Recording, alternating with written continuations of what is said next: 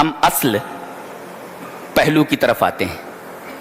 ایک ہے دعا کا ادب کیسا ہے, پہلے کیا کیا جائے پھر اس کے بعد دعا مانگی جائے. آئیے حدیث دیکھ لیتے ہیں. حدیث اس طرح, وعن ابی سعید الخدری رضی اللہ تعالی عنہ ان النبی صلی اللہ علیہ وسلم قال ما من مسلم يدعو بدعوة ليس فيها اسم ولا قطيعة رحم الا آتاه الله بها احدى ثلاث اما ان تعجل له دعوته واما ان يدخرها له في الاخرة وَإِمَّا أَن يَصْرِفَ عَنْهُ مِنَ السُّوءِ مِثْلَهَا قَالُوا إِذَا نُكْثِرُ قَالَ اللَّهُ أَكْثَرُ رواہ احمد فی مسندہ.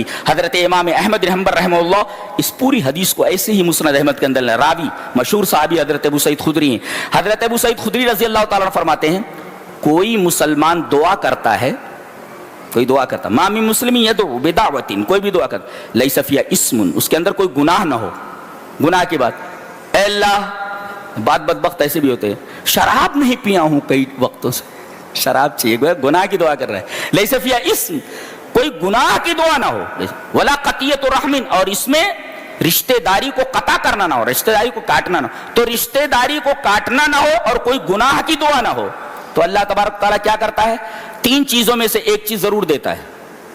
دعا کر دی آپ نے تین چیزوں میں سے, الا آتاہ اللہ بہا احدی ثلاث, تین دعا کر لی آپ نے نا. اب آپ یہ نہ سمجھیں کہ دعا قبول نہیں ہوئی, میں نے مانگا تھا مجھے ملا نہیں. دعا اگر آپ نے مانگی ہے تو دعا قبول ہو گئی ہو. اب تین چیزوں میں سے اللہ ایک چیز دیتا ہے, اما ان تعجل له دعوته, اگر مصلحت متقاضی ہے تو آپ کو وہی چیز دے دی جاتی ہے جو آپ نے مانگا ہے. اما ان تعجل له دعوته, وہی چیز جو تم نے مانگا ہے وہ دے دی گئی. اور اگر مصلحت کے خلاف ہے کہ دے دی گئی تو اس کے حق میں ٹھیک نہیں ہے. جیسے بچہ بخار میں ہے, ٹائیفائڈ میں ہے, اور باپ کے ساتھ کہیں جا رہا ہے, اب وہ آئس کریم مانگ رہا ہے, ڈاکٹر نے بتایا آئس کریم مت دینا اس کو. ظاہر ہے کہ بچہ مانگ رہا ہے, مگر باپ مصلحت کے خلاف سمجھ رہا ہے کہ بچے کی طبیعت اور زیادہ خراب ہو جائے گی, لہذا نہیں دیتا ہو. تو یہ نہ دینا یہ بچے کے حق میں مفید ہے, مضر نہیں ہے. تو اما ان تعجل له دعوته, اگر مصلحت متقاضی ہے تو وہی چیز دے دی گئی جو اس نے مانگا ہے. اور اگر مصلحت متقاضی نہیں ہے تو کیا کرتا ہے اللہ, آخرت میں اٹھا رکھتا ہے. چل یہاں جو مانگا تھا وہ نہیں دیا, چل آخرت میں آجا وہاں دے دیں گے. اب جب وہاں دے گا تو آدمی یہ تمنا کرے گا کہ کاش دنیا میں ایک بھی دعا قبول نہ ہوتی, سب یہیں پر دے دیا جاتا ہے. اس لیے کہ دینے والا کون ہے, جب وہ دینے آئے گا تو اپنی شان کے انداز سے دے گا, اپنی شان کے مطابق دے گا. تو وَإِمَّا أَن يَدَّخِرَ لَهُ فِي الْآخِرَةِ, آخرت میں اس دعا کو قبول کر کے اس کا اجر دے گا. وَإِمَّا أَن يَصْرِفَ عنہ من السوء مثلها, کوئی بہت بڑی مصیبت آنے والی تھی, اللہ تبارک و تعالیٰ نے اس مصیبت کو اس دعا کی وجہ سے دور کر دیا.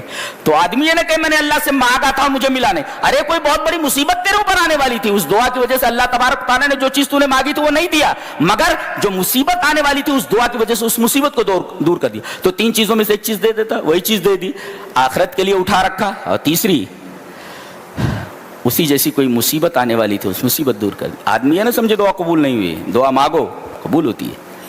اب دعا کا ادب دیکھ لیتے ہیں ایک حدیث میں. حدیث اس طرح, وعن فضالة بن عبید رضی اللہ تعالیٰ عنہ قال بین رسول اللہ صلی اللہ علیہ وسلم قاعد اذ دخل رجل فصلى فقال اللهم اغفر لي وارحمني فقال رسول الله صلى الله عليه وسلم اجلت ايها المصلي اذا صليت فقعدت فاحمد الله بما هو اهله وصل علي ثم ادعه. قال ثم صلى رجل آخر بعد ذلك فحمد الله وصلى على النبي صلى الله عليه وسلم فقال له النبي صلى الله عليه وسلم أيها المصلي ادعو تجب. رواہ الترمذی فی ابواب الدعوات. حضرت امام ترمذی اس حدیث کو ایسے ہی ترمذی شریف اور ابواب الدعوات میں لائے. ایک آدمی آیا, نبی کریم صلی اللہ علیہ وسلم بیٹھے ہوئے تھے مسجد میں, بین رسول اللہ صلی اللہ علیہ وسلم قاعد, اچانک ایک آدمی آیا, اس نے نماز پڑھی, اور نماز پڑھنے کے بعد فوراً دعا کے لیے ہاتھ اٹھائے اور کہا اللہم اغفر لی وارحمنی, میرے رب مجھے بخش دے, میرے اوپر رحم فرما. یہی دونوں چیزیں تو ہیں جب بندہ اللہ سے کہتا مجھے معاف کر دے, مجھ سے غلطی ہو گئی میرے رب, اور میرے اوپر رحم فرما, میں قابل رحم. اللہ کیوں نہیں سنے گا, اللہ سنتا ہے. اس آدمی نے نماز پڑھنے کے بعد فوراً دعا کی اللہم اغفر لی وارحمنی. نبی کریم صلی اللہ علیہ وسلم فرمایا اجلت ایھا المصلی, اے مصلی تو نے جلدی کر دی, ایسے دعا نہیں مانگی جاتی. اب دعا کا ادب بتایا آپ کیسے. اذا صلیت، جب تم نماز پڑھ چکو، فقعدت، اور بیٹھے رہو، فاحمد اللہ بما هو اہلہ، اللہ تبارک و تعالی کی بہت تعریف کرو. یہ تعریف پہلے اللہ کی. تو بڑی شان والا، تو بڑی عزت والا، تو تمام صفات کمالیہ سے متصف، تمام عیوب و نقائص سے مبرہ، تو غافر الذنب، تو قابل التوب، تو آز، تو اکرم، تو احد، تو صمد، تو رب العالمین، تو ارحم الراحمین، تو ذو العرش المجید، تو فعال لما.